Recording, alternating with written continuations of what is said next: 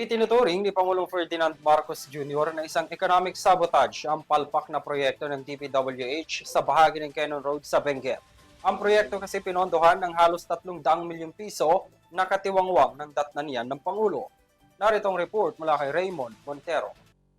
Pinalampag ni Pangulong Ferdinand Marcos Jr. ang proyekto ng Department of Public Works and Highways o DPWH matapos personal na inspeksyonin ang kalagayan ng flood control project at slope protection sa Cannon Road sa Tuba, Benguet.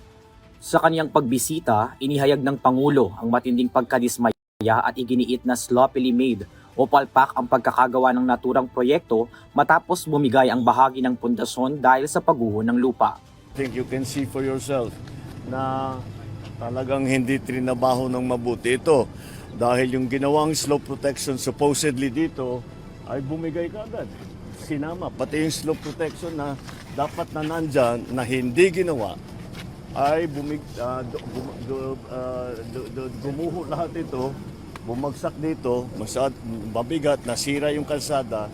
Ngayon, nakita ngayon namin yung erosion sa ilalim ng kalsada, which is the most important part, ay wala na-erode na dahil yung ginawa nilang protection wall ay ubod ng hina, sa ilalim ng tunnel, talagang na-erode na. Dahil yung slope protection dito sa baba, sa tabi ng ilog, ay napakababa at napakahina. Kaya nung pumasok yung tubig, nung bumigat yung tubig, tangay kaagad. Binigyan diin ni Pangulong Marcos na ang 260 milyong ginastos para sa proyekto ay wala man lang naging epekto sa pangangalaga ng lugar.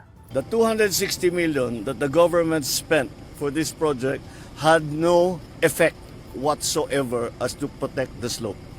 Parang walang ginawa. Silang tinayo, wala silang linagay na wall, wala silang linagay na riprap, wala silang linagay na slope protection. Iniugnay naman ng Pangulo ang substandard work sa tinawag niyang economic sabotage matapos niyang banggitin ang mga ulat na bumagsak ng 35% ang kita ng mga lokal na negosyo dahil sa pagkaantala ng akses sa kalsada. So it is not only the damage, the physical damage that we can see, but it is also the damage to the economy. It is also the damage to the people's livelihood. Naghahanap buhay lang naman itong mga taong ito. Tinanggal sa kanila 35% ng kanilang hanap buhay. Ayon pa sa pahayag ni Marcos, tinatayang aabuti ng doble ang halaga o higit kumulang 500 milyon ang kakailanganing pondo para muling maisaayos ang proyekto. Pinuna rin niya ang mga paggamit ng rock netting na ani ay kilalang pugad ng katiwalian dahilan para ito ay ipagbawal na. Ang presyo ng rock netting is 3,200 pesos. Ang chinarge sa gobyerno is more than 12,000 pesos. So times 4. Times 4. So 75% ng kontrata kinikback. Sa kabilang banda, inanunso ng Pangulo na ibabalik ng kanyang administrasyon ang isang sistema kung saan ang mga local government units o LGU ay magkakaroon muli ng kapangyarihan na magsagawa ng inspeksyon at magbigay ng approval bago simulan ang isang proyekto.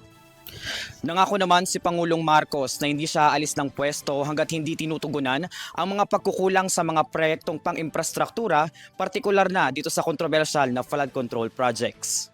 Para sa EuroTV News, Raymond Montero, sumasaludo sa bawat Pilipino.